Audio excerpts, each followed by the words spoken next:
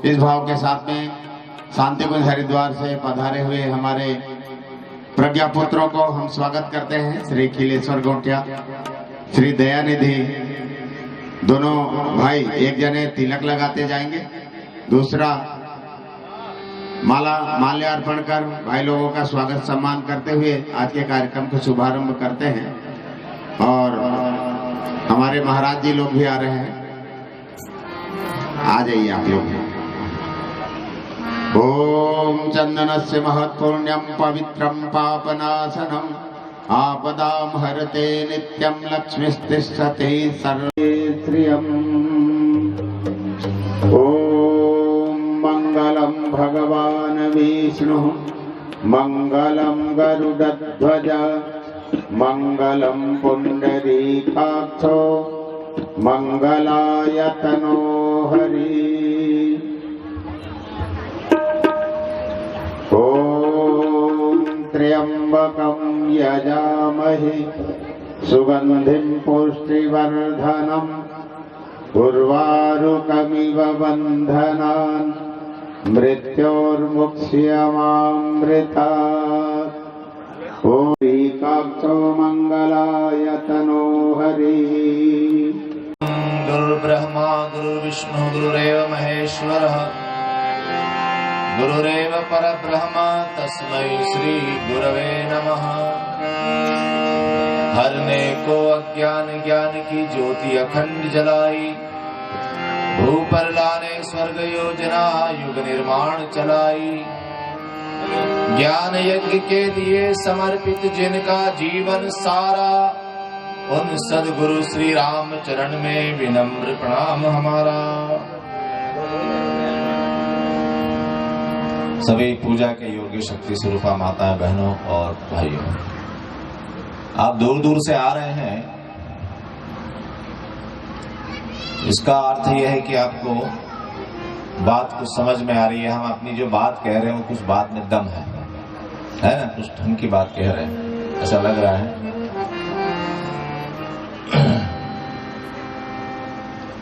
अब उससे हम आगे बढ़ेंगे।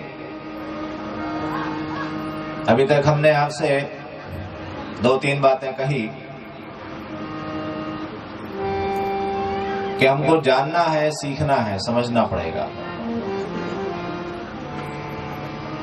जिस देश में हमने जन्म लिया है वो ज्ञान और विज्ञान का देश है, और यहाँ पर हमने मनुष्य में देवत्व का उदय करने के प्रयोग किए, और हमारे आसपास सुविधाओं के और उपकरणों के ढेर लगे। परंतु भारत ने क्या प्रयोग किए कि जीवात्मा को परमात्मा कैसे बनाया जाए, मनुष्य में देवत्व कैसे जगाया जाए, मनुष्य को, जीव को उसकी पूर्णता तक कैसे पहुंचाया जाए, ये प्रयोग हमने किए। और ये बहुत आवश्यक बात है जानना। और चीजें कम भी रह जाए तो चलेगा, लेकिन यदि ये नहीं जाना कि जीवन सुखी कैसे बनेगा, जीवन का लक्ष्य क्या है, ऐसा नहीं जाना तो फिर क्या होगा कि बाहर की जो प्रगति वो हमारे लिए समस्या खड़ी करेगी, वो अभिशाप बन जाएगी। ये बंदूक तो बना दी, बंदूक से गोली चलती है, किसी को मार सकती है, लेकिन बंदूक ये नहीं बोलती कि आप मेरा उपयोग कैसा करो। बंदूक का तो जो भी ट्रिगर दबाएगा गोली चलेगी, सामने जो होगा उसको मारेगी। अब कौन बंदूक चलाए कौन न चलाए, किसको मारना है किसको नहीं मारना है, ऐसा बंदूक नहीं बताती, वो तो बन के तैयार हो गई।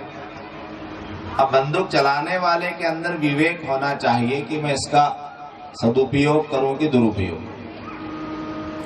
सदुपयोग होता है तो उसका उपयोग समाज में शांति बनाने के लिए, समाज के और देश के दुश्मनों को खत्म करने के लिए होता है। दुरुपयोग हो जाए तो आतंकवाद फैलाने के लिए होता है। आतंकवादी भी बंदूक चला रहा है, AK-47 उसके पास भी है, और AK-47 सैनिक के पास भी है जो देश की रक्षा के लिए सीमा पर खड़ा है। तो आतंकवादी जब गोली चलाता है तो उसको हम आतंकवादी कहते हैं। अपराधी बताते हैं, और देश का जवान जब गोली चलाता है, बंदूक चलाता है, तो उसको हम देश का जवान कहते हैं, रक्षक कहते हैं, उसका सम्मान करते हैं, जबकि दोनों बंदूक चला रहे हैं। तो बंदूक तो एक उपकरण है, इसी तरह से मनुष्य का शरीर एक उपकरण है, मनुष्य का जीवन एक साधन है, संसार एक साधन है। इस साधन का उपयोग हम किस काम में करते हैं, इस पे निर्भर करता है कि हमारा जीवन कैसा बनेगा। और ये बात सीखने की है, जानने की, कि जीवन में तो आ गए, आप बाजार से कोई उपकरण लाते हैं, कोई मशीन लाते हैं, तो मशीन जब लाते हैं तो उसके साथ में एक यूजर मैनुअल आता है, छोटी सी किताब आती है। छोटी सी किताब ना हो तो एक फोल्डर आता है, कुछ न कुछ भी आता जरूर है उसमें साथ में। क्या लिखा रहता है कि ये मशीन क्या क्या काम करती है, इससे क्या क्या काम लिए जा सकते हैं, मिक्सर है, ग्राइंडर है, जूसर है, इसको काम में लेने में क्या क्या सावधानी रखना चाहिए, इसमें खराबी क्या क्या आ सकती है। ऐसा वो छोटी सी किताब में या कागज में लिख कर आता है साथ में, या उसके बॉक्स पर लिखा होता है। उसको पढ़कर हम उस मशीन का उपयोग समझते हैं कि भाई पहले पढ़ लो इसको कैसे चलाना है। वॉशिंग मशीन आप लाए तो इसको चलाना कैसे है, गाड़ी आप लाएंगे, मोटरसाइकिल लाएंगे, कार लाएंगे, उसके साथ एक यूजर मैनुअल मिलेगा, इसको कैसे चलाना है, इसका गियर सिस्टम कैसा है, इसमें हवा का प्रेशर कैसा रखना चाहिए, सर्विस कब कब कराना है। तभी हम उसका ठीक उपयोग कर सकते हैं, नहीं तो क्या हो जाएगा कि जिस मशीन को हम अपनी सुविधा के लिए लाए हैं वो हमारे लिए समस्या बन जाएगी। काम बिगड़ेगा, पैसा बिगड़ेगा, गाड़ी है, वाहन है तो दुर्घटना हो जाएगी कि हमको पता नहीं कि इसको कैसे चलाना है। तो ये मनुष्य का जो जीवन हमको मिल गया, इसका यूजर मैनुअल कहाँ है? इसका भी तो यूजर मैनुअल होना चाहिए ना, कि भाई कैसे चलाएं इसको कैसे काम में लेना है, क्या क्या काम पर चलता है, इसमें क्या सावधानी रखना है, इसमें क्या क्या खराबी आ जाती है। ऐसा तो कुछ ना कुछ होगा ना, और नहीं होगा तो फिर क्या होगा? अब बिना सीखे हुए चलाएंगे तो क्या होगा? छोटे बच्चे को हम गाड़ी नहीं देते, सीख ले पहले, लाइसेंस बनवा ले। आजकल तो यदि बच्चे गाड़ी चलाते पकड़े गए तो माता पिता को पेनल्टी होती, सजा होती है कि 18 साल से कम बच्चे को आपने गाड़ी क्यों दी, क्योंकि वो जिम्मेदार नहीं है, सीखा नहीं उसने, लाइसेंस अभी नहीं लिया है। तो हमारे जीवन का लाइसेंस या हमारे जीवन को जीना हमने सीखा, इसका यूजर मैनुअल कहाँ है? इसी को ज्ञान कहते हैं। जितने भी हमारे ग्रंथ हैं, जितने भी हमारे उपनिषद हैं, जितने भी स्मृतियां हैं, जितने भी वेद हैं, जितने भी गीता है, जितना भी रामायण है, जितना भी सब है, इसमें क्या है? इसमें ये बताया गया है कि जीवन को कैसे जियोगे, कहां कहां पर दिक्कत आएगी, कहां क्या परेशानी आएगी, कैसे उसको आप डील करोगे और जीवन का लक्ष्य प्राप्त करोगे। जीवन का लक्ष्य क्या है, किस काम के लिए जीवन मिला है, ऐसा पता होना चाहिए। भाई ट्रैक्टर है और कार है, तो साहब हम कार से खेत में काम करेंगे और ट्रैक्टर से क्या करेंगे? यात्रा करेंगे। तो क्या होगा? कर सकते हो, लेकिन ट्रैक्टर से यात्रा करोगे तो ठीक से हो नहीं पाएगा, और कार से यदि खेती में काम करोगे तो वो भी नहीं हो पाएगा, और गाड़ी खराब होगी अलग, दोनों चीज नहीं हो सकती। तो किस तरह से हम अपने इस जीवन का उपयोग करें, जानने की आवश्यकता है। और आज हमारे जीवन में जो भी परेशानियां हैं, समाज में जो भी दिक्कतें हैं, उसका कारण यह है कि हमने जीवन जीना सीखा नहीं। किसी सदगुरु के चरणों में बैठकर हम सीखें, कृपया आप हमारा मार्गदर्शन करें। एक समय वो था जब हमारे कुलगुरु हुआ करते थे, उनके पास जाकर हम विचार करते थे कि ये कैसे करना है। तो उन गुरुओं का, उन ऋषियों का मार्गदर्शन लेकर हम जीवन जीते थे। आज वो बात हमारे जीवन से निकल गई। इस कारण जीवन हमारा अंधकार में पड़ा हुआ है। इसी अंधकार को दूर करने के लिए ज्ञान यज्ञ की लाल मशाल का अवतरण हुआ है। आपने मशाल का चित्र देखा ना, यहाँ भी रखा हुआ है। तो आज के युग की समस्या क्या है? भाई यही अज्ञान है। अज्ञान से अनास्था पैदा होती है। कुछ जानते नहीं, और जब कुछ जानते नहीं तो बोल देते अरे सब बेकार की बातें, कुछ नहीं होता। किसी बात पर आस्था है, जीवन के जीने का कुछ विचार है, किस विचार के आधार पर जीवन जिया जाएगा, ऐसे कुछ बात है। कोई संकल्प है जीवन में, कोई सिद्धांत है, क्या करेंगे क्या नहीं करेंगे, इस जीवन से क्या आउटपुट निकालेंगे, क्या परिणाम निकालेंगे। एक बच्चा पढ़ाई करता है 10 महीने 11 महीने, फिर परीक्षा होती है, फिर हम पूछते हैं क्या रिजल्ट रहा? ठीक है साहब 10वीं में आ गए, 9वीं से 10वीं में आ गए, 10वीं से 11वीं में आ गए, सब ग्रेजुएशन पूरा हो गया, अच्छी बात है। इतनी पढ़ाई की तो रिजल्ट क्या आ गया कि ये कोई ना कोई सर्टिफिकेट मिल गया, अब हम आगे बढ़ गए। एक किसान खेत में काम करता है 3 महीने 4 महीने, और भाई कैसा क्या रहा, कितने गेहूं आ गए, कितना धान आ गया, रिजल्ट आ गया, इतना धान आ गया, इतना अच्छी बात है। मेहनत की, काम किया। घर से आप निकले अपनी गाड़ी से, चलते जा रहे हैं, फोन आया, हाँ कहाँ पहुंचे, कितने टाइम से चल रहे हो? 1 घंटे से चल रहे हैं, कहाँ आ गए? बोले बस अब यहाँ से आधे बिलासपुर तक पहुंच गए, अभी बिलासपुर पहुंचने में 1 घंटा और लगेगा। कितने किलोमीटर आ गए? 60 किलोमीटर 70 किलोमीटर। तो चले तो वहां तक पहुंच गए। तो जीवन का क्या हिसाब लगाया जाए? 50 साल 60 साल 70 साल 100 साल का जीवन जी लिया तो क्या पा लिया इस जीवन से? इसका क्या परिणाम निकल गया कि इतना जीवन हमने जिया तो ये काम कर लिया इस जीवन में सब, इस जीवन का ऐसा हमने उपयोग कर लिया। ऐसी कुछ बात आ रही है कि नहीं आ रही है? ऐसे कोई जीवन की दिशा बनी कि नहीं बनी? तो लोग बताते हैं कि साहब बच्चे थे, 4 बच्चे हैं, 2 लड़कियां हैं 2 लड़के हैं, लड़कियों की शादी कर दी, चली गई अपने घर, बहुएं ले आए, बच्चे सारे सेटल हो गए, मकान भी बना लिया। एक मकान यहाँ बना लिया, एक मकान बिलासपुर में बना लिया, एक मकान रायपुर में बना लिया। ये क्या हुआ?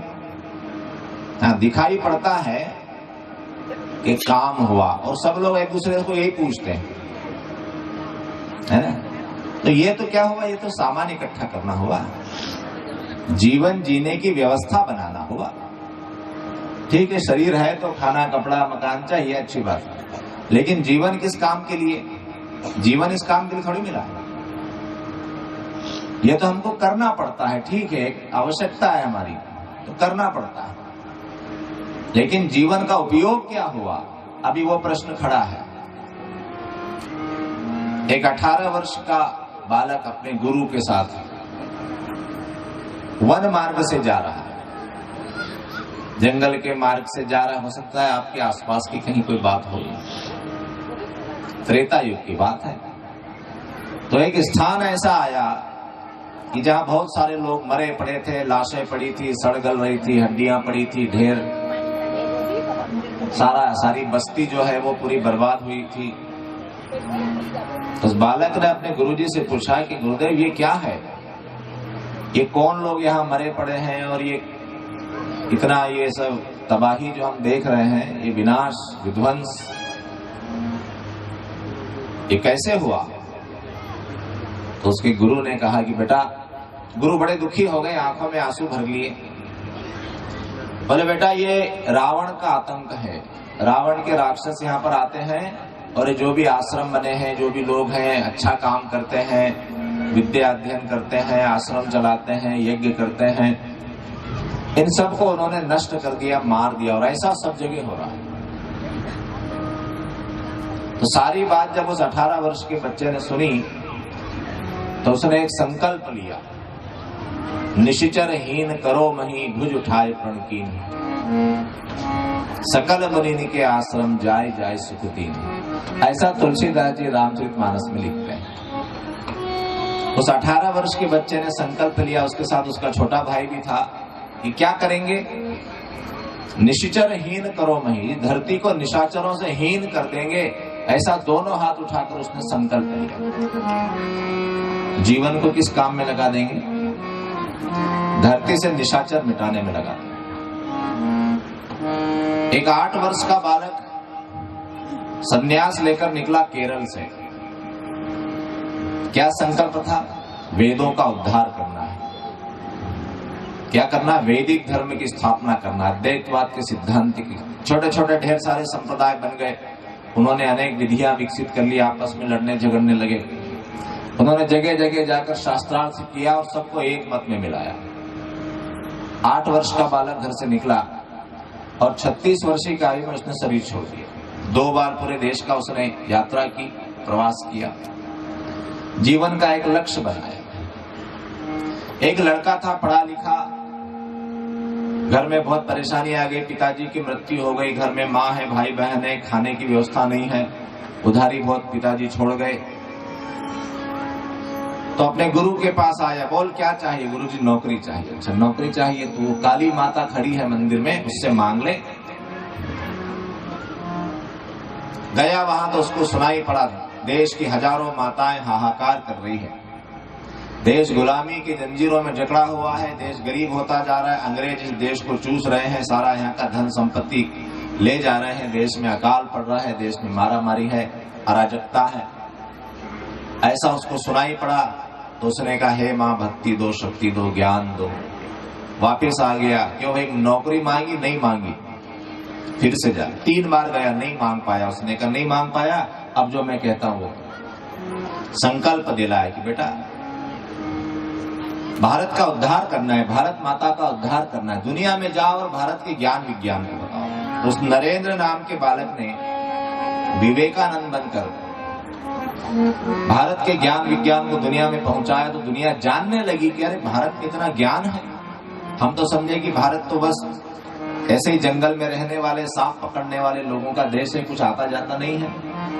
उसने कहा कि देखो हमारे यहाँ वो ज्ञान विकसित हुआ जो मनुष्य में देवत्व पैदा कर सकता है। क्या हो गया? जीवन में एक संकल्प। देश गुलामी के दौर में था, कुछ नवयुवक उठे, चंद्रशेखर आजाद, भगत सिंह, वीर सावरकर, सुभाष चंद्र बोस, बहुत लंबी लिस्ट हो सकती है। इन्होंने देश की स्थिति को देखा तो संकल्प लिया कि हमारा जीवन किस काम में लगेगा? देश की आजादी में लगेगा, देश को आजाद, अंग्रेजों को भगाना है, इस काम में लगे। तो 23 वर्षीय की आयु में भगत सिंह को फांसी हो गई, 25 वर्षीय की आयु में चंद्रशेखर आजाद बलिदान हो गए। सुभाष चंद्र बोस ने आजाद हिंद फौज बनाई और उन्होंने फौज बनाकर देश पर चढ़ाई कर दी कि अंग्रेजों की सेना को खत्म करना है। क्या हुआ? तो भाइयों और बहनों, बात ये कर रहे हैं कि जीवन में यदि कोई संकल्प न हो, जीवन किस काम में लग रहा है, तो कैसा जीवन होगा? हम अपने अंदर देखें कि हमारा जीवन किस संकल्प में लग रहा है। तो जब जब ऐसे संकल्पवान मनुष्य संसार में कम हो जाते हैं, सब अपनी अपनी व्यवस्था में लग रहे हैं, कहीं भी चले जाएं, वो राजनीति में चले जाएं, नौकरी में चले जाएं, व्यापार में चले जाएं, कहीं भी चले जाएं, लेकिन क्या कर रहे हैं? बस सारी बुद्धि, सारी प्रतिभा, सारी शिक्षा, सारा समय मेरा काम निकल जाए, मेरा काम, मेरा उल्लू सीधा हो जाए, मेरा उल्लू सीधा हो जाए। इसी को कलयुग कहा जाता है। और सतयुग किसे कहते हैं? जब ज्यादा से ज्यादा लोग वो हों जो देश, दुनिया, समाज, संस्कृति के लिए काम करते हैं। कितना कितना मैं अपने जीवन से संसार को दे दूं। तो ये जो अज्ञान छाया हुआ है, ये जीवन का उपयोग नहीं हो रहा है। जिस काम के लिए मनुष्य बनकर आए वो काम नहीं हो रहा है, ये सबसे बड़ी बात होती है। संसार की दृष्टि से तो हमने बहुत सारे काम कर लिए, परंतु अभी परमात्मा शेष है। जिस काम के लिए आए थे वो काम शेष है, और उसके लिए हमको क्या करना पड़ेगा? हमको किसी सद्गुरु के चरण में बैठकर वो ज्ञान प्राप्त करना। युग ऋषि के रूप में एक ऐसे सद्गुरु का आगमन धरती पर हुआ जिसने करोड़ों लोगों को जीवन जीने का लक्ष्य दिया। क्या किया? बेटा जीवन में कुछ बनाओ। केवल सामान इकट्ठा कर लेना, आहार निद्रा भय मैथुन की पूर्ति कर लेना जीवन नहीं है। तुम्हारा जीवन किसी विशेष कार्य के लिए हुआ, विशेष काम के लिए आप मनुष्य बने। और यही हमारी भारतीय संस्कृति का दर्शन है, यही हमको ऋषियों का आदेश है कि एक ऐसा जीवन जियो जो सार्थक हो, जो उपयोगी हो, छोटे से बड़ा जीवन जिए। जन्मना जायते शूद्र संस्काराद्युच्यते, ऊंचा जीवन जियो, श्रेष्ठ जीवन जियो, और वो सीखने की बात है। तो ये जो ज्ञान है, ये जो बातें हम 3 दिन से आपको बता रहे हैं, थोड़ा बहुत बता पा रहे हैं, बहुत नहीं है, लेकिन इससे आप क्या संकेत लेना? इससे आप यही संकेत लेना कि अब जीवन की दिशा धारा को बदलना है, क्योंकि ये हमारा स्वभाव है। कोई नई बात थोड़ी है कि सेवा करना और ज्ञान प्राप्त करना और अध्यात्म विद्या सीखना, ये कोई नई चीज नहीं है, ये हमारा मूल स्वभाव है। समझ गए आप? ऐसा नहीं कि अलग से कोई चीज कर रहे हैं, अलग से नहीं कर रहे हैं। मूल रूप में हम आध्यात्मिक है, जो मनुष्य होने के अनुभव से गुजर रहे हैं। मूल रूप में हम आत्मा है, मूल रूप में हम चेतना है, जिसने शरीर धारण किया है, तो वो संसार के एक अनुभव से गुजर रही है। तो समझदार व्यक्ति वो है, ज्ञानी व्यक्ति वो है जो अपने मूल स्वभाव को जान लेता है कि मुझे क्या होना चाहिए। और नासमझ वो है जो दुनिया के प्रभाव में भटक जाता है। वो सोचता है कि बढ़िया खा लो, पी लो, सामान इकट्ठा कर लो, लोभ लालच, वासना तृष्णा की पूर्ति कर लो, ये सब चीजें कर लो, ये जीवन है। नहीं, ये जीवन नहीं है। जीवन वो है जो हमारे स्वभाव में है, जो हमारा मूल स्वभाव है। उस मूल स्वभाव में लौटना, उस मूल स्वभाव को जान लेना। ये कैसे होता है? ये गायत्री से होता है। गायत्री मंत्र क्या करता है? गायत्री मंत्र एक तरह का आत्म जागरण करता है कि जहां से हमको ये बात समझ में आती है कि मूल रूप में हम क्या हैं और हमारे ऊपर आवरण क्या पड़ गया है। आवरण इतना पड़ गया कि हम अपने मूल स्वरूप को ही भूल गए। जिस गांव में मेरा बचपन बीता हुआ, नदी किनारे एक हनुमान जी का मंदिर था और लगभग हम लोग रोज चले जाते थे। तो वहां पर एक ऐसा तिकोना सा पत्थर रखा हुआ था, उसपे बहुत सारा सिंदूर चढ़ा हुआ था। तो किसी दिन किसी के मन में आया कि इसको जरा सफाई तो करवाएं, ये है क्या। तो जब सफाई करवाई, उसके ऊपर का सारा सिंदूर हटाया गया तो मोटी परत जम गई थी सिंदूर की। तो अंदर से एक सुंदर सी हनुमान जी की मूर्ति निकली। किसी ने बढ़िया सी मूर्ति वहां रख दी थी लाके, लोगों ने सिंदूर पोत पोत के उसको कैसा कर दिया, ऐसा वो एक पत्थर जैसा, अनगढ़ पत्थर जैसा है। तो इसी तरह से हमारे ऊपर भी इतने विकार जम जाते हैं, इतने संस्कार जम जाते हैं कि हम अपना मूल स्वरूप खो देते हैं। और फिर हम सोचते हैं बाहर कोई भगवान है, बाहर कोई परमात्मा है और वो कहीं से आ जाएगा, है ना। इस बात को आप ठीक से समझना कि कहीं से कोई भगवान आ जाएगा और वो हमारा कल्याण कर देगा। हम भूल जाते हैं कि हम भी उसी के टुकड़े हैं, हम भी उसी के अंश हैं। ईश्वर अंश जीव अविनाशी, चेतन अमल सहज सुख राशि।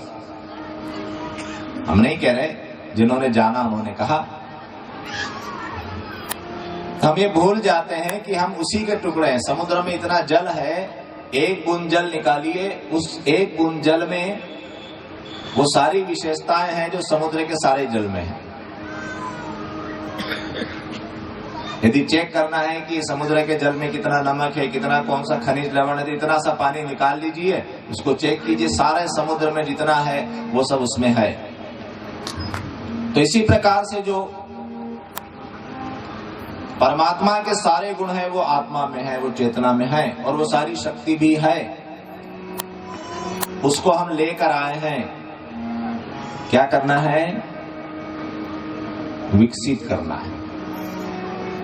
जैसे एक स्त्री गर्भ धारण करती है, एक छोटा सा जीव, इतना छोटा सा जिसको हम आंखों से देख भी नहीं सकते, वो छोटा सा जीव उसके गर्भ में प्रवेश करके वहां स्थापित होता है और कुछ समय बाद एक पूरा शरीर बनकर सामने आता है। तो प्रत्येक जीव अपने अंदर परमात्मा के बीज को पाल रहा है और एक समय वो परमात्मा पूर्ण रूप में सामने आएगा, कोई भी हो। विवेकानंद स्वामी कहते थे कि ये जो चींटी चल रही है ये भी एक दिन परमात्मा हो जाएगी। ये भारतीय दर्शन की बात आपको बता रहे हैं। हमारा दर्शन क्या कहता है? अब उसी आधार पर, क्योंकि ये जो चीजें हम बता रहे हैं सनातन है। हम लोग किस धर्म को फॉलो करते हैं? सनातन धर्म। धर्म कौन कौन से होते हैं? ये धर्म कौन कौन से? धर्म एक ही होता है। धर्म एक ही होता है, धर्म का कोई नाम नहीं होता, उसकी विशेषता होती है। धर्म प्राकृतिक होता है, नेचर में है, प्रकृति में है, पहले से है, किसी के बनाने से नहीं बनता, बाय नेचर है ही। उसको जानना पड़ता है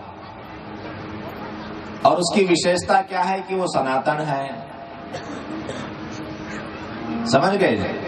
आप इस बात को क्लियर करना। आजकल बहुत ज्यादा YouTube पर, फेसबुक पर इसकी चर्चा चलती है। लोग बोलते हैं अमुक धर्म तमुक, कोई धर्म नहीं, एक धर्म होता है संसार, जिसके आधार पर सारी सृष्टि ब्रह्मांड संचालित हो रहा है। तो एक सिस्टम है। धर्म का अर्थ क्या होगी? एक सिस्टम, एक प्रणाली चल रही है, वो है, वो चल ही रही है। वो किसी के बनाने से नहीं, जानते थे तब भी है और नहीं जानते थे तब भी चल रही है। भाई सूर्य हमको गर्मी दे रहा है, धूप आ रही है, ये तब भी आ रही थी जब हम नहीं जानते थे कि ये सूर्य है और इससे आने वाली गर्मी को धूप कहते हैं, प्रकाश कहते हैं। और प्रकाश में 7 रंग होते हैं और अल्ट्रावायलेट किरणें होती है और ये किरणें होती है, एक्सरे होता है, और वो सब हम नहीं जानते थे तब भी वो था और जानते हैं तब भी वो है। तो हमने केवल जान लिया, धर्म को बनाया नहीं जाता।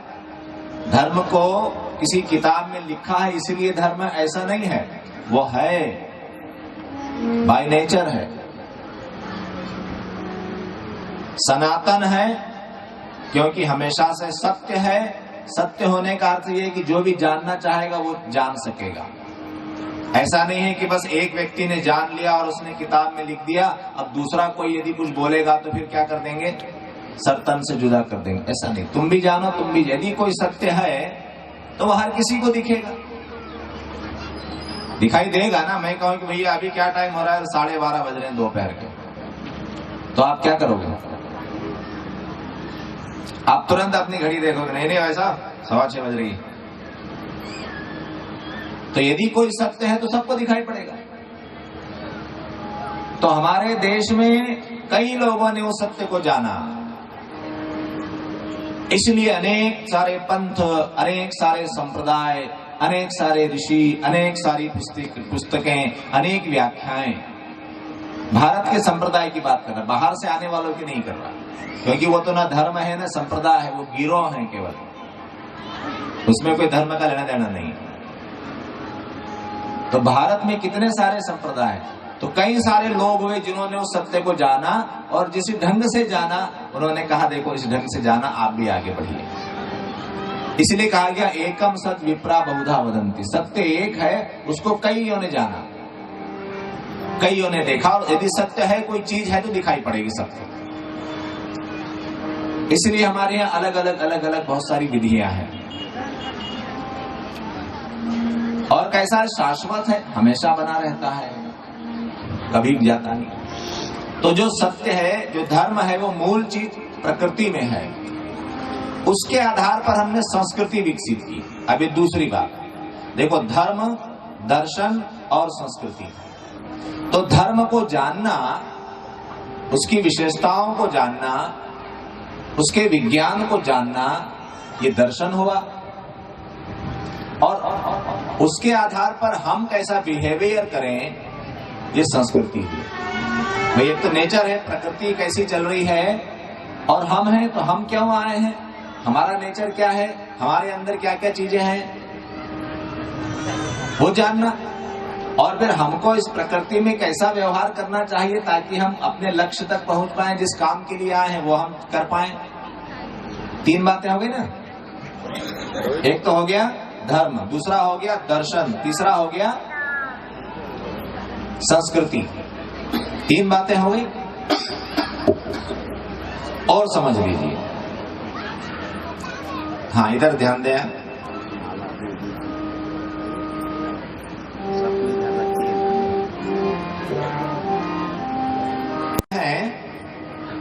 तो खेती का मूल विज्ञान प्रकृति ने हमको दिया है। क्या विज्ञान दिया है कि जमीन में यदि दाना डालेंगे तो वो उगेगा। ये हमने नहीं बनाया, ये तो बाय नेचर है। और जमीन में दाना पड़ेगा तो उगेगा, उसके फूल फल आएंगे। अब हमने ये इसमें फिर डेवलपमेंट किया कि कौन सी जमीन में कौन सा बीज उगता है, कैसे उगता है, कौन से मौसम में कौन से बीज को लगाना चाहिए, किस समय में लगाना चाहिए। ऐसे हमने फिर नियम बना दिए। तो देश के अलग अलग कोने में अलग अलग ढंग की जलवायु, अलग अलग ढंग की मिट्टी है, और उस मिट्टी में अलग अलग ढंग का बीज अलग अलग ढंग से पैदा होता है। इस बात को हमने जाना और कृषि का विज्ञान विकसित किया, वो संस्कृति होगी। तो इसी तरह से जीवन को कैसे जिए, वो संस्कृति हमने विकसित की कि ये कीजिए, ये ना कीजिए, ये डूज है और ये डोंट्स हैं। ऐसा करना अच्छा है, ऐसा करना अच्छा नहीं है, ये पाप है और ये पुण्य है। अर्थात कि जिस काम को करने से हमारा आत्म विकास होता है वो अच्छे काम है, पुण्य है, और जिस कार्य को करने से हम पतित हो जाते हैं, हमारी आत्मा का पतन होता है, जीवन लक्ष्य की प्राप्ति में बाधा पैदा होती है, वो सब क्या है, वो सब पाप कर्म है। इसीलिए हमने नियम बनाए, ऐसा खाओ, ऐसा न खाओ, ऐसा पहनो, ऐसा न पहनो, ऐसा व्यवहार करो, ऐसा व्यवहार न करो। ये नियम कहां से आए? कि भाई कहा कि ईमानदार रहो। ईमानदार क्यों रहे? कौन हाथ पकड़ता है बेईमानी करने से? नहीं, कोई हाथ नहीं पकड़ता। आप कर सकते हो, लेकिन कर तो सकते हो पर चलेगी नहीं। क्यों नहीं चलेगी? क्योंकि प्रकृति ईमानदारी पर चलती है। देखा आपने ना, आम का बीज बोओगे तो जो पौधा पैदा होगा उस पे क्या फल लगेगा? आम का लगेगा। ऐसा नहीं कि हमने तो आम का पौधा लगाया और उस पे करेला लग गया, ऐसा होता है क्या? नहीं। सूर्य अपने समय पर आ रहा है, अस्त हो रहा है। आप देख लो पंचांग में 10 साल बाद आज के दिन सूर्य कब उगेगा, कब डूबेगा, वो तय है, टाइम बराबर है उसका। धरती अपनी जगह पर बराबर घूम रही है, मौसम अपने बराबर आ रहे हैं, सब ईमानदारी से चल रहा है। अब इस ईमानदारी से चलने वाले संसार में यदि हम बेईमानी करेंगे तो क्या होगा? चलेगी क्या? नहीं, कर तो सकते हैं, चलेगी नहीं। इसलिए कहा गया, पतंजलि ऋषि ने अष्टांग योग बनाए, 5 यम 5 नियम। अहिंसा, सत्य, अस्तेय, अपरिग्रह, ब्रह्मचर्य, शौच, संतोष, तप, स्वाध्याय, ईश्वर प्रणिधान। इस ढंग से रहो जीवन में। क्यों रहो? क्योंकि नेचर ऐसा बना हुआ, प्रकृति ये चाहती है, प्रकृति में इस ढंग से मामला चलेगा, ये उसका अनुशासन है। और जो इसको जान लेता है वो अपने जीवन के सारे समस्याओं को दूर कर लेता है। और इसी को कहते हैं योग, कि हमने ये जान लिया कि संसार कैसा चलता है, परमात्मा की व्यवस्था कैसी है, और उसमें हमको कैसे रहना है। इस विज्ञान को जिसने समझ लिया और वो उसका जब अनुसरण करने लग जाता है, पालन करने लग जाता है, तब उसको बोलते हैं योग सिद्ध हो गया। अब हमने उसकी व्यवस्था से सामंजस्य, और जीवन में यदि कोई तनाव है, जीवन में यदि कोई चिंता है, जीवन में यदि कोई परेशानी है, तो समझिए कि अभी परमात्मा की व्यवस्था से हमारा तालमेल नहीं बैठा। इसके लिए क्या करना है? इसके लिए ये सब चीजें करना है, साधना करना पड़ती है, ज्ञान प्राप्त करना पड़ता है। इसीलिए हमारे जितने भी सद्गुरु आए, उन्होंने कोई न कोई विधि हमको दी, भाई इस ढंग से जीवन जियो, ऐसा ऐसा करो। ये हमारे जीवन के लिए आवश्यक है। युग युग से कर्म करो, कर्म में ऐसे मर्म भरो, युग युग तक जग याद करे तुम, ऐसे कर्म करो, कर्म में ऐसे मर्म भरो।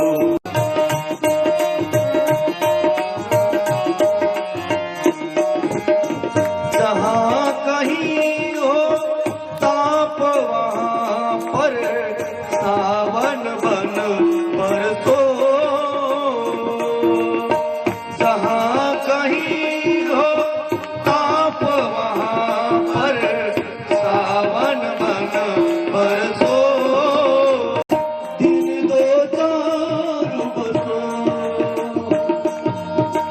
मरुथल मधुबन बने जहाँ पर, दिन दो चार बसो, दिन दो चार बसो। जिससे मिल लो एक बार तुम, जिससे मिल लो एक बार तुम, कभी नहीं बिसरो कर्म में ऐसे मर्म भरो, जग याद करे। हो तुम मानवता के कुछ श्रृंगार बनो, मानो हो तुम मानवता के कुछ श्रृंगार बनो, सातों के सागर में मन के करनादार बनो, सातों के सागर में मन के करनादार बनो, करनादार बनो।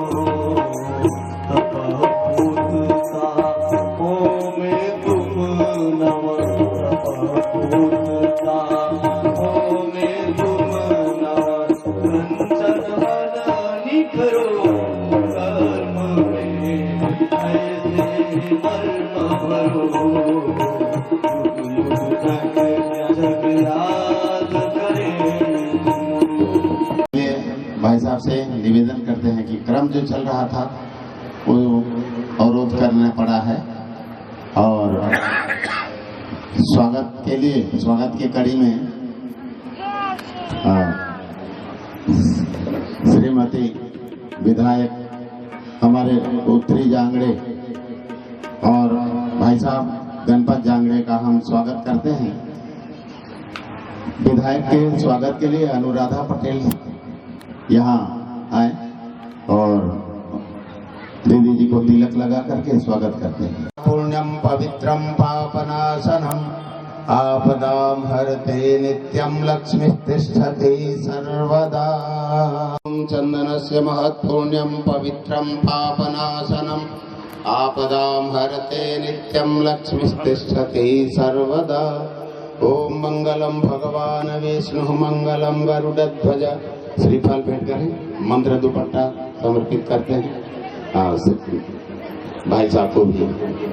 ओम मंगलम भगवान विष्णु मंगलम गरुड़ध्वज मंगलम पुंडरीकाक्षो मंगलाय तनो हरि। जनप्रतिनिधि रही थे दीदी। और आज दीप यज्ञ के बीच में पधारे हैं, तो हम उनसे निवेदन करते हैं 2 शब्द कहने के लिए। फिर हमारे परम पूज्य गुरुदेव के जो संदेश सुन रहे हैं उनको आगे सुनेंगे। माता की, गायत्री माता की। आज चौथी कुल गायत्री महायज्ञ खैरछिटी आश्रम में के शुभ अवसर पर मंच में उपस्थित समस्त श्रद्धालुगण और समस्त अतिथिगण, आप सब लोग बहुत बहुत स्वागत है, अभिनंदन है। सामने बैठे हमारे गुरुजनमन, अपना सादर प्रणाम है, पूरा टीम ला सादर प्रणाम है। सामने बैठे हमारे दीदी बहनी मन, माता मन, आप सबको चला सियान मन ला, आप सब ला चरण छू के प्रणाम है। बहुत अच्छा, हर साल के भांति इस साल भी बहुत अच्छा आप मन के द्वारा कार्यक्रम रखे गए। आप सब लोग बहुत बहुत दिल से धन्यवाद है, तो आभार करत। इतना बढ़िया कार्यक्रम, इतना दूर के, इतना बहुत दूर के आए सब ट्रैक्टर में, गाड़ी में, इतना उत्साह के साथ बहुत अच्छा कार्यक्रम। कलश यात्रा के दिन बहुत ज्यादा भीड़, आज भी बहुत ज्यादा भीड़ इस उत्साह कार्यक्रम में। सब महिला मिलन में बहुत बहुत दिल से धन्यवाद देता हूँ, आभार करत हूँ। माता जी से प्रार्थना करिए कि आप सबो जन की मनोकामना ला पूरा करी, सबके घर में सुख संपत्ति प्राप्त हो, खुशहाली यही। ऐसे गायत्री मैया से प्रार्थना करिए कि सबो जन की मनोकामना ला पूरा करी।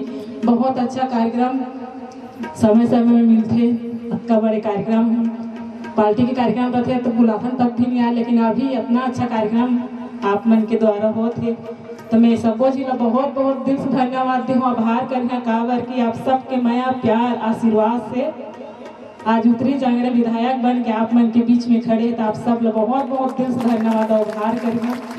काबर कि चाहे कोनो पार्टी के रहे, एक बार ला दोबारा विधायक कोई नहीं बने, लेकिन आप सबके आशीर्वाद एक एक वोट से आज उत्तरी जांगड़े हर विधायक बने हैं। मैं आप मन ला बहुत बहुत दिल से धन्यवाद देता हूँ। ऐसे मैं आप प्यार ला हमेशा उत्तरी जांगड़े पर बनाए रखे, और ज्यादा नहीं बोला। बहुत अच्छा हमारे बीच में महाराज जी मन, गुरुजन मन इतना अच्छा कथा सुना थे। इस अवसर पर आप सब ला बहुत बहुत स्वागत है, अभिनंदन है महाराज मन ला भी। और गायत्री मैया आप सबके मनोकामना ला पूरा करी, सबके घर में सुख संपत्ति प्राप्त हुई, ऐसे माता जी से आशीर्वाद है। आप सब ला बहुत बहुत धन्यवाद। धन्यवाद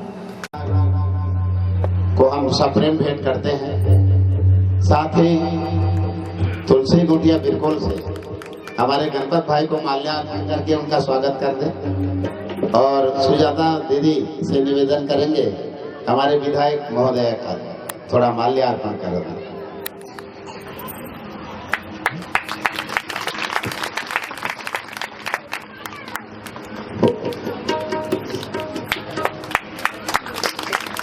और व्यवहारिक जीवन प्रणाली को फॉलो करते हैं, उसका अनुसरण करते हैं, और उसको हम इसलिए सनातन धर्म कहते हैं। और ये वो ज्ञान और विज्ञान है कि जो भी व्यक्ति थोड़ा जानना चाहेगा तो उसको ये ज्ञान और विज्ञान मिल जाएगा।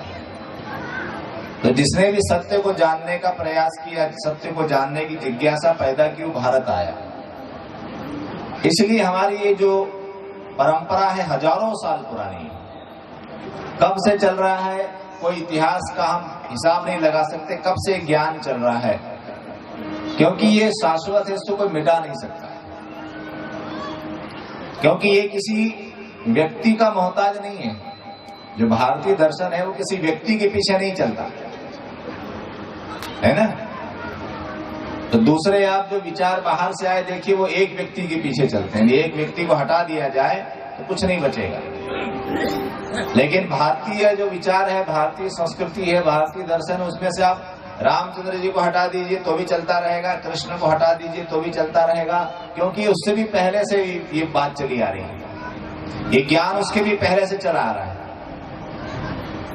तो किसी व्यक्ति के पीछे, किसी किताब के पीछे नहीं चलने वाला है। और आज भी लोग हैं जो उस ज्ञान और विज्ञान को आगे बढ़ा रहे हैं। परम पूज्य गुरुदेव आए, उन्होंने उस ज्ञान और विज्ञान को नए सिरे से आगे बढ़ाया, व्यवहारिक रूप में हमको बताया, वैज्ञानिक रूप में हमको बताया, और सारी दुनिया इस बात को सीख रही है। सारी दुनिया में तेजी से बढ़ता हुआ यदि कोई विचार है, कोई दर्शन है, तो भारतीय दर्शन है, सनातन धर्म है। तो सनातन धर्म दुनिया में सबसे तेजी से बढ़ता हुआ है, क्योंकि वैज्ञानिक है। जो भी व्यक्ति इसमें जो भी रीति रिवाज है, जो भी विधियां हैं, बड़ी वैज्ञानिक है। जो भी विचार है वो वैज्ञानिक है, और उसका परिणाम जो जानने वाले हैं वो देख रहे हैं कि हाँ भाई ये वास्तव में इसमें कोई दम वाली बात है कि हवा में कह दिया। नहीं साहब, इसमें कोई दम वाली बात है कि साहब आप पूजा क्यों कर रहे हो, आप मंत्र क्यों बोल रहे हो, मंत्र का विज्ञान क्या है, शब्द के विज्ञान, ध्वनि के विज्ञान के आधार पर मंत्र बने हैं। आप जनेऊ पहन रहे हो तो उसका क्या लाभ है, शिखा रख रहे हो तो उसका क्या लाभ है, सुबह उठ के आप ध्यान कर रहे हैं सूर्य का तो उसका क्या लाभ है, वो अब दुनिया देख रही है और दुनिया उसको फॉलो कर रही है। इसलिए हमको क्या करना चाहिए कि जब हम इस देश में है तो हमको इसको जानना चाहिए। तो ये जो अभियान गुरुदेव ने प्रारंभ किया इसीलिए किया कि ज्ञान घर घर तक पहुंचे, क्योंकि समस्या एक ही है, समस्या कोई और दूसरी नहीं है, केवल एक ही है कि वो ज्ञान नहीं है हमको। कल हमने आपको संस्कार का विज्ञान बताया, 16 संस्कार कैसे होते हैं। उसके पहले दिन हमने आपको गायत्री का विज्ञान बताया, आज सुबह यज्ञ का विज्ञान बताया। तो ये सब वैज्ञानिक प्रक्रियाएं हैं, लेकिन हमारे जीवन से दूर हो गई हैं, इसीलिए हमारे जीवन में अंधकार आ गया।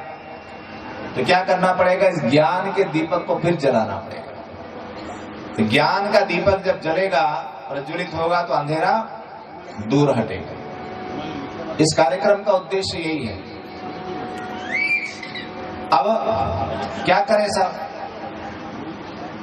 अब हम आगे तो बढ़ना चाहते हैं, कोशिश तो करते हैं, लेकिन बढ़ नहीं पाते हैं, है ना। बातें बड़ी अच्छी लगती हैं, कुछ करना भी है, लेकिन क्यों नहीं बढ़ पाते हैं, अब उस पर हम आते हैं, है ना। देखो एक बड़ी अच्छी कहानी प्रज्ञा पुराण में गुरुदेव ने लिखी। कहानी यह है कि मथुरा नगरी है, मथुरा आप सबने सुना है भगवान कृष्ण की नगरी है।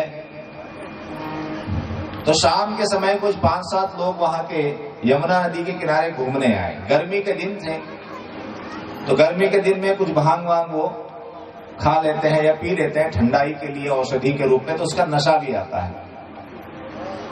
तो यमुना नदी के किनारे वो घूम रहे थे, उनका मन हुआ कि हम गोकुल चलें और भगवान की आरती में सम्मिलित हों।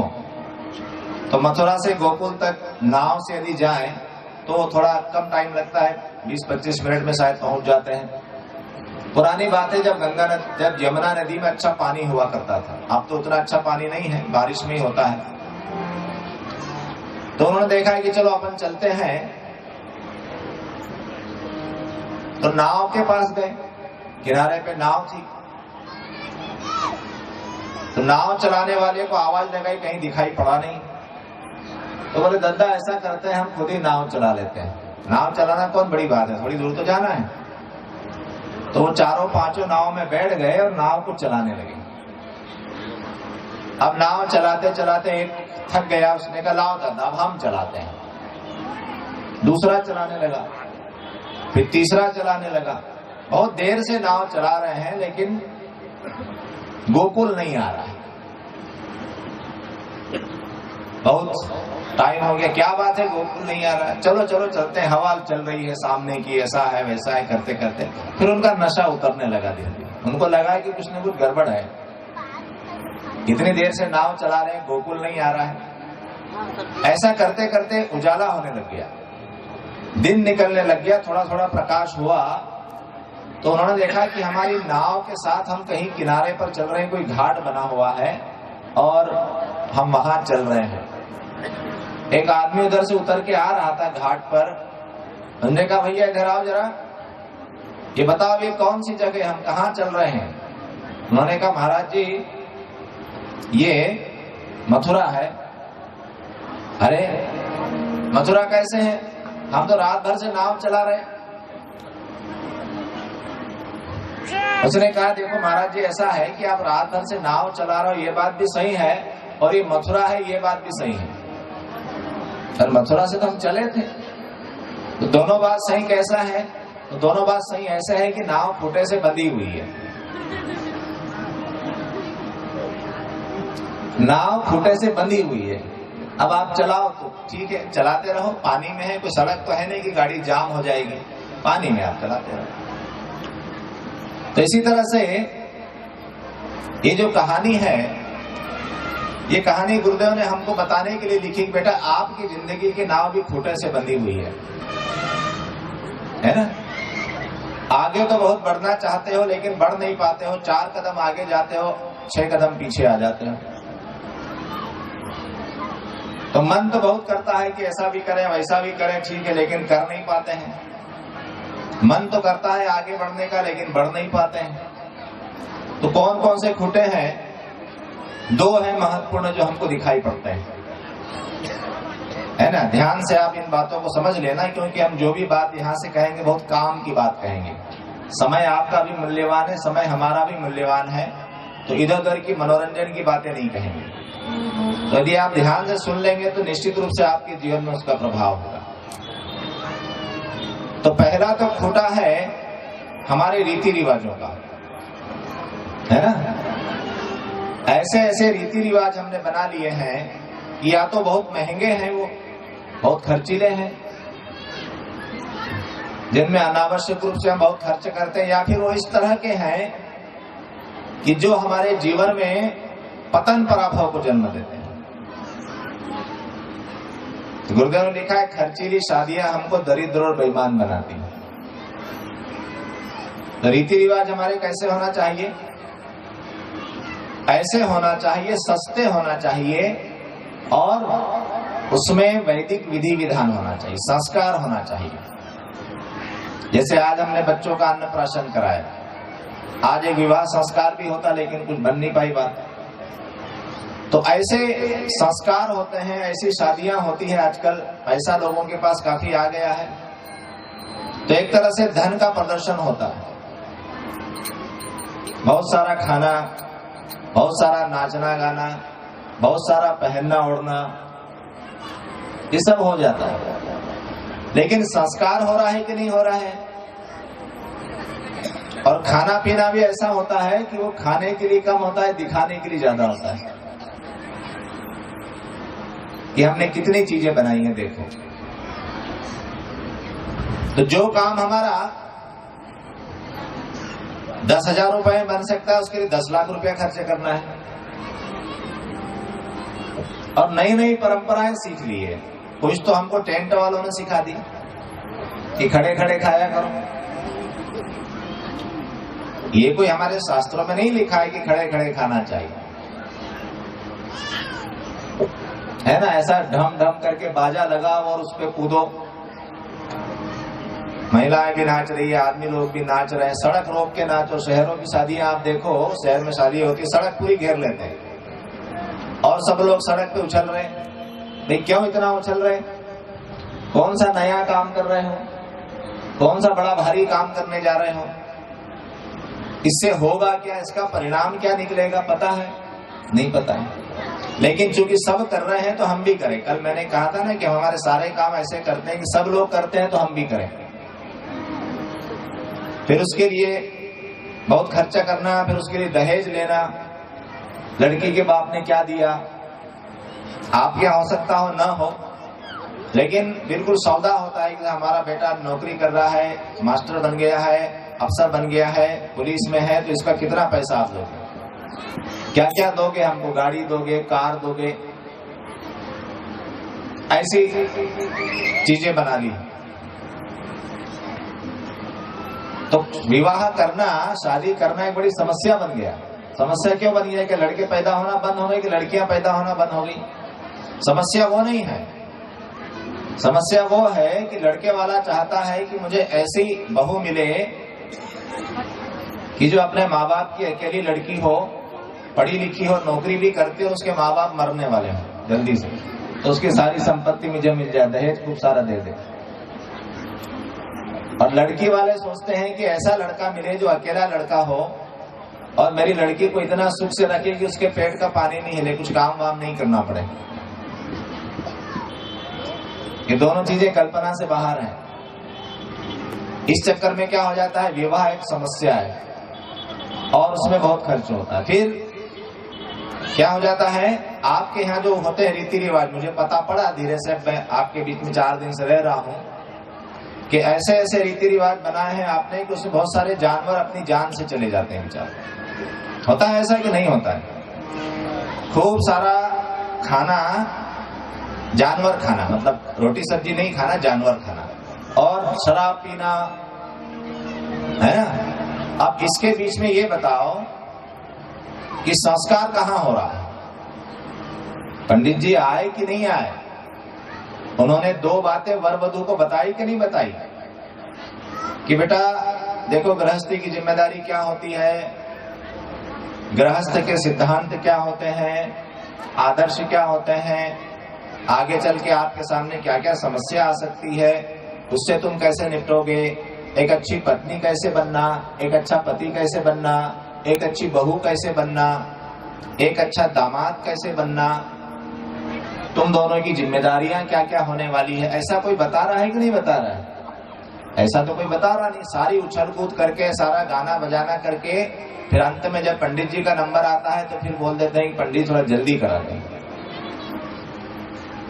तो भाई आयोजन का प्रयोजन क्या है? विवाह संस्कार क्यों करा रहे हैं? कि वर वधू का जीवन अच्छा बने, और उसके बारे में कोई बात नहीं हो रही है और सारा तमाशा हो रहा है और लाखों रुपया खर्चा हो गया, दुनिया भर का कचरा फैला दिया और दुनिया भर का खाना बना के फेंक दिया, और जहाँ पे जानवर मार के खाते हैं, शराब पीते हैं, लड़ाई झगड़े हो गए, मारपीट हो गई, थाना पुलिस हो गया। ये कौन सा रीति रिवाज है? छोटे छोटे बच्चों की छठी वगैरह जने क्या करते हैं आप, तो उसमें है ना, तो इससे क्या हो जाने वाला है ये बताओ। ठीक है, आपके खाने पीने का शौक पूरा होता है, इससे कोई आपका भविष्य उज्जवल बन जाने वाला है क्या? इससे कोई जीवन में सुख शांति आ जाने वाली है क्या? बस एक टाइम का खाना मिल गया, तो इससे भविष्य क्या बनेगा? आने वाले समय में आप क्या चाहते हैं कि ऐसा करने से क्या हो जाने वाला है? तो आगे बढ़ना है कि अंधेरे में पड़े रहना है, गंदगी में ही पड़े रहना है? इंसान बनना है, मनुष्य बनना है कि नहीं बनना है? जरा से स्वाद के लिए, जरा से खाने पीने के लालच के लिए हम क्या कर रहे हैं? अपने बच्चों के जीवन में पाप बो रहे हैं ना, क्योंकि जीव जानवर को मार के यदि त्योहार मनाएंगे या कोई हम रीति रिवाज पूरा करेंगे तो उसका पाप उस बच्चे को लगेगा, क्योंकि उस बच्चे के कारण इतने जानवर जान से जा रहे हैं। और एक चीज आप देखिए, आपके पास भगवान ने बुद्धि दी है कि देश के कौन कौन से हिस्से ऐसे हैं जहां के लोगों ने खूब प्रगति की है, बिजनेस में की हो या पढ़ने लिखने में की हो, कि दुनिया का बिजनेस वो संभाल रहे हैं। देखो आप, और वो देखो कि वो क्या खाते पीते हैं। मारवाड़ी लोग हैं, गुजराती लोग हैं, बिजनेसमैन होते हैं।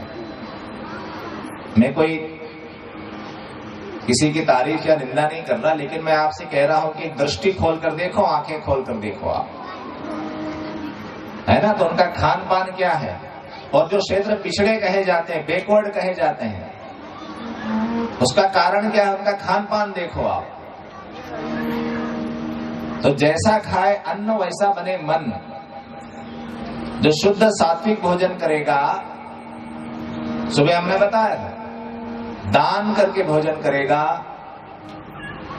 ऐसा दूसरों को खिलाकर खाएगा, शुद्ध सात्विक भोजन, शुद्ध भोजन करेगा, उसकी बुद्धि अच्छी बनेगी, वो जीवन में आगे बढ़ेगा, उसके दिमाग में कुछ आगे बढ़ने का आइडिया पैदा होगा।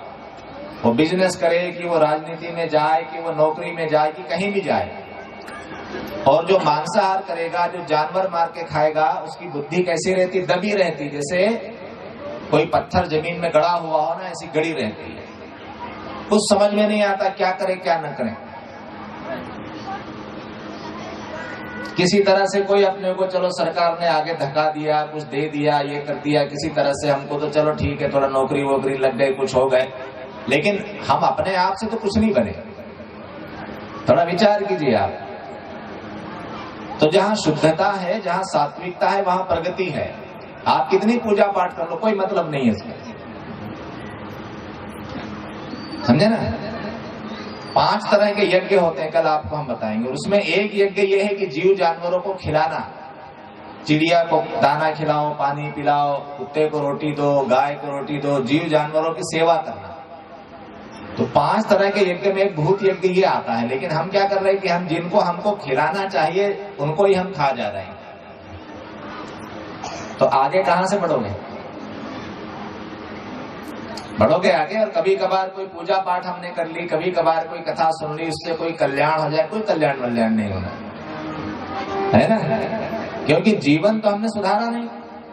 हमारी हरकतें जो है, हम जरा से स्वाद के लिए लालच में पड़ गए, जरा से स्वाद के लालच के लिए हम दुनिया के खिलाफ जा रहे हैं, प्रकृति के विरुद्ध जा रहे हैं, परमात्मा की व्यवस्था के खिलाफ जा रहे हैं, और फिर दूसरी तरफ उसकी पूजा भी कर रहे हैं। तो उसने जो कहा है उसको तो समझिए।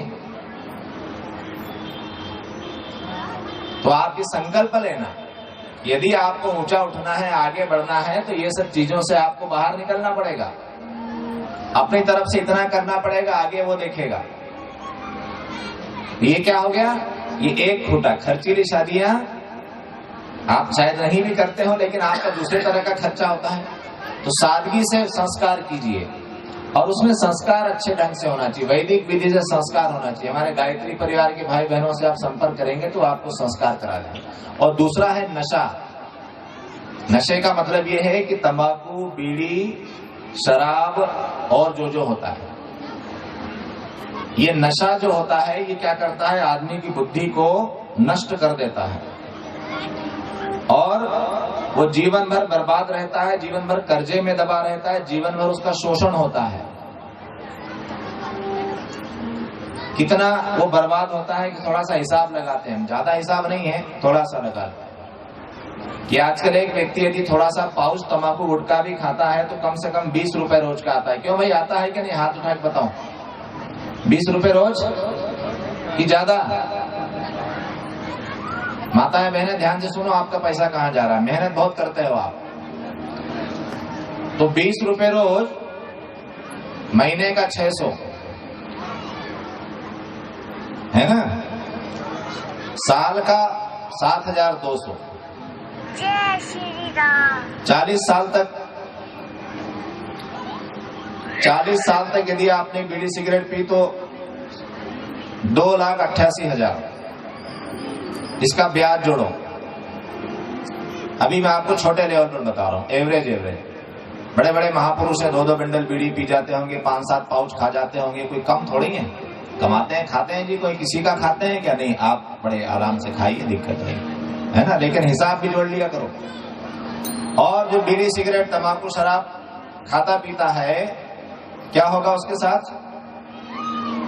ये होगा कि बीमारी पैदा होगी शरीर में, 100% होगी। क्योंकि जब तक गर्म खून है तब तक तो वो पचाएगा, लेकिन फिर बीमारी पैदा होने लगेगी। सांस लेने में दिक्कत है, चलने फिरने में दिक्कत है, खांसी आ रही है, और गाल में एक छोटी सी फुंसी होती है। फिर आप डॉक्टर को दिखाने जाओगे, डॉक्टर चेक करेगा, टेस्ट कराएगा, बोलेगा साहब कैंसर है ये, अब इलाज कराते घूमो। समझ गए? और जो इस तरह की नशीली चीजें उपयोग करता है, 10 साल पहले वो काम करना बंद कर देगा, शरीर खत्म हो जाता है ना। वैसे इसके 2-3 फायदे भी हैं। क्या फायदे हैं बीड़ी सिगरेट के? और इसके एक तो फायदा यह है कि बुढ़ापा नहीं आता, बुढ़ापा नहीं आता, अधिक से अधिक 50-55 तक चलेगा आदमी, ठीक है। दूसरी बात ये कि घर में चोर नहीं घुसेंगे। जो आदमी खांसता रहेगा उसके घर में चोर कैसे आएंगे? लगेगा कोई न कोई जाग रहा है ना। और उसको कुत्ता नहीं पीछे पड़ेगा, हाथ में लकड़ी लेकर चलेगा, बीमार रहेगा, लकड़ी लेकर चलेगा तो कुत्ता पास में नहीं आएगा। ये कुछ फायदे भी हैं। तो इतना पैसा जो है लग गया, दवा में लग गया, जाने आने के बस किराए में लग गया, एक काम करने वाला। अच्छा, फिर वो उसके बच्चे सीख जाएंगे। सही बात है, पिताजी यदि बीड़ी सिगरेट पीते हैं, दादाजी बीड़ी सिगरेट करते हैं, तंबाकू, तो बच्चे अवश्य सीखेंगे। क्योंकि बड़े लोग यदि कोई काम कर रहे हैं तो अच्छा ही करते हैं, बड़े लोग कोई गलत काम थोड़ी करते हैं। बड़का मन है ना, गलत काम नहीं, वो अच्छा ही काम करते हैं, तो उनको उनका अनुसरण करना चाहिए, बच्चे सीख जाएंगे। तो आप अपने बच्चों को भी वो बीमारी दे जाओगे। और जो व्यक्ति बीड़ी सिगरेट तंबाकू शराब खाता पीता है, उसके घर में जो बच्चे पैदा होंगे वो गर्भ से, पेट से बीमारी लेके पैदा होंगे, कमजोर से पैदा होंगे। कुछ भी खिला दो उनका शरीर बढ़ेगा ही नहीं, पेट में से बीमारी लेके आते हैं, क्योंकि पूरे उसके शरीर में वो चीजें बैठी हुई है। ये दो चीजें हैं। इन दो चीजों से हमको छुटकारा पाना है। जीवन को सरल सीधा बनाएंगे, कर्ज से मुक्ति पाएंगे, ठीक से हम भोजन करेंगे, हमारे बच्चे स्वस्थ बनेंगे, बचा हुआ पैसा हम अपने बच्चों की पढ़ाई लिखाई में लगाएंगे, अपना घर मकान बनाने में लगाएंगे, खेती बाड़ी में ठीक से लगाएंगे, तो क्या होगा? हमारी प्रगति होगी। और नहीं तो क्या होगा? अब ये सब चीजें हम क्यों करते हैं? रीति रिवाज कहां से बन जाते हैं? देखो, रीति रिवाज कोई सा भी स्थायी नहीं होता, परिस्थिति के अनुसार बन जाते हैं। हमको लगता है कि कोई रीति रिवाज है तो ये रीति रिवाज बहुत जरूरी है करना। नहीं, कोई रीति रिवाज करना, ये देख लो उसको करने के पहले कि इसको करने से हमको क्या फायदा है। हर काम में हम फायदा देखते हैं ना, तो इसको करने से क्या फायदा मिलने वाला है ये देख लो। और आपको लगता है कि इसको करने से ये फायदा है तो ठीक है। खाने पीने की चीजें भी देख लो कि इससे क्या फायदा है। कि भाई शराब पियो, अच्छी बात है, कोई फायदा है, कोई डॉक्टर बता दे कि इससे ये फायदा है। तंबाकू खाने से ये फायदा है, ऐसा कोई डॉक्टर बता दे तो खाओ। आप फायदे को देखते हो ना, आप तो समझदार आदमी, हर काम में फायदा देखते हो, लेने देने में फायदा देखते हो, दुकान धंधे में फायदा देखते हो, खेती बाड़ी में फायदा देखते हो। तो खाने पीने में फायदा देखो कि क्या खाने में फायदा है और क्या खाने में नुकसान है। समझदार आदमी हो कि नहीं? तो किसने सिखा दिया, कहां से आ गया? सब गलत चीज। तो अच्छा ये बताओ कि दोस्त अच्छा है कि दुश्मन अच्छा है?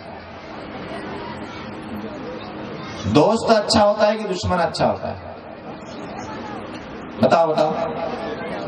दोस्त अच्छा होता है। बीड़ी पीना, गुटखा खाना, दारू पीना कौन सिखाता है? दोस्त सिखाता है कि दुश्मन सिखाता है? तो दोस्त अच्छा होता है कि दुश्मन अच्छा होता है? दुश्मन आपसे दूर है, दोस्त आपके पास बैठा है, आपको दे रहा है, ले खा यार, मर खा के। तेरे को कैंसर हो जाएगा, तेरे को दमा हो जाएगा, तेरा लीवर फट जाएगा। तो ये दोस्त नहीं है, आपके दुश्मन है। इन दुश्मनों से दूर रहिए जो दोस्त बनकर आपकी जिंदगी खराब कर रहे हैं। माताएं बहनें ध्यान दें, यदि इस तरह के लोग आपके घर में आए ना, ऐसा तंबाकू मसलते मसलते उसको दरवाजे से बाहर कर देना, कहना जा भाई, ऐसा दोस्त हमको नहीं चाहिए, ऐसा रिश्तेदार हमको नहीं चाहिए जो हमारे बच्चे की और हमारे पति की जिंदगी खराब करता है। बोलो इतना कर सकते हो कि नहीं कर सकते? तो बात आगे बढ़ाए, नहीं तो खत्म करें। बताओ कौन कौन करेगा? भाई नशा